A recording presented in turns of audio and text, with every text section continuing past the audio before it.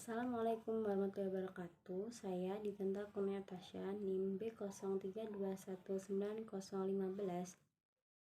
Di sini saya akan menjelaskan salah satu buku konseling individual, konsep dasar dan pendekatan Profesor Dr.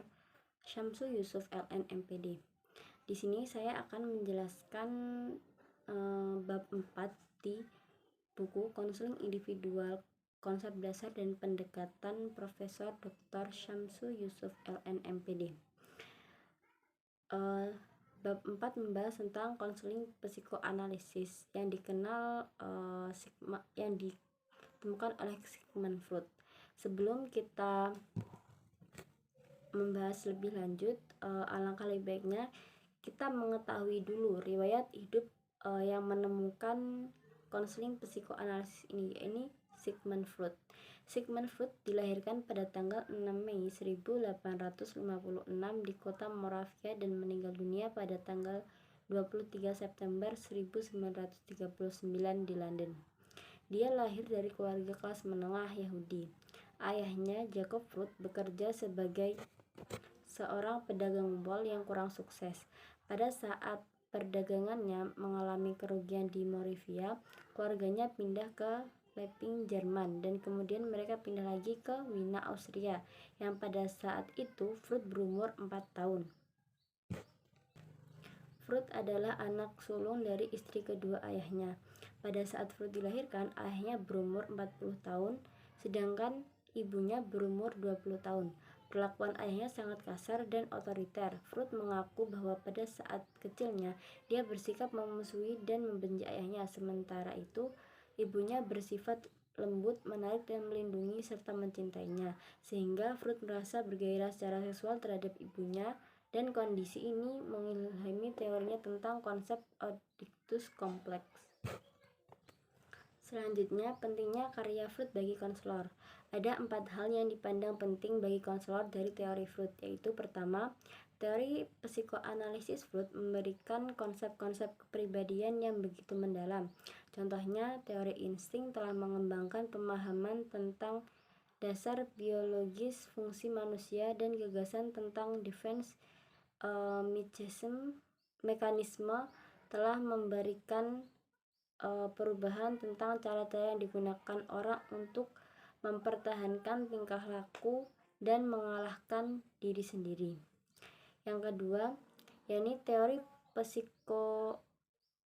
psikodinamik Freud dipandang sebagai salah satu yang penting sebab berpengaruh terhadap banyak para teoritisi seperti Adler, Jung, Klein, Hansson, Forman, dan lainnya. Ketiga, konsep psikoanalisis seperti transferensi dan resistensi, sebagainya asosiasi bebas dan interpretasi sangatlah penting bagi konselor. Yang keempat, sebagai konselor kebanyakan dan psikiatri menggunakan orientasi analitik Freud baik secara utuh maupun telah dimodifikasi.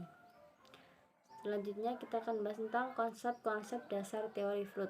Konsep-konsep kunci atau dasar teori Freud meliputi hakikat manusia, struktur kepribadian, keadaan dan ketidaksadaran, kecemasan, mekanisme pertahanan diri, dan perkembangan kepribadian. Konsep dasar dari konseling psikoanalisis ini memiliki tujuan utama, yaitu konseling psikoanalisis untuk membangun kembali pribadi melalui pemecahan konflik intrapsikis. Secara khusus, konseling bertujuan untuk menjadikan ketidaksadaran menjadi sadar, memperkuat fungsi ego, agar tingkah laku itu lebih didasarkan kepada pertimbangan rasional bukan atas dorongan instan.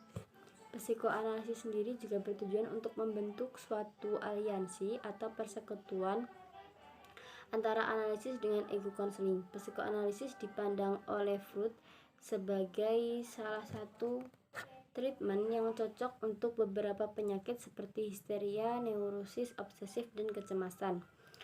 Teknik konseling sendiri memiliki 4, yakni free association atau asosiasi bebas. Asosiasi bebas ini merupakan teknik yang fundamental bagi analisis. Konseling mengatakan apa saja yang terlintas dalam pikirannya. Kemudian konseling menceritakan sesuatu yang menimpa dirinya, baik yang tidak menyenangkan, menyakitkan, ataupun yang tidak berarti menurutnya. Kemudian transference. Food menemukan bahwa konseling cenderung melihat analisnya sebagai reinkarnasi orang-orang yang dikenal sebelumnya. Konseling juga cenderung mentransfer perasaan dan emosi kepada analisnya sebagaimana dia telah merasakannya dari orang-orang tersebut. Selanjutnya, interpretasi. Interpretasi merupakan upaya untuk menganalisis, menjelaskan, dan bahkan mengajar konseling tentang makna tingkah lakunya yang dimanifestasikan dan dalam mimpi. Asosiasi bebas, resistensi, dan hubungan terapeutik itu sendiri dapat diartikan sebagai upaya untuk mengidentifikasi, mengklarifikasi, dan menerjemahkan tingkah laku konseling. Fungsi interpretasi adalah agar ego dapat mengasimilasi hal-hal baru dan mempercepat pengungkapan ketidaksadaran. Interpretasi berakar dari asesmen terapi atau konseling sendiri. Yang terakhir yakni teknik analisis mimpi.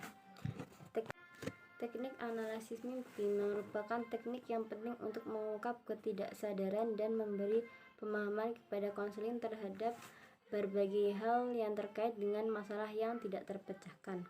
Sekian penjelasan dari saya mengenai bab 4 tentang teori psikoanalisis dari buku Konseling Individual, Konsep Dasar dan Pendekatan Profesor Dr. Syamsu Yusuf LN MPD. Sekian, terima kasih.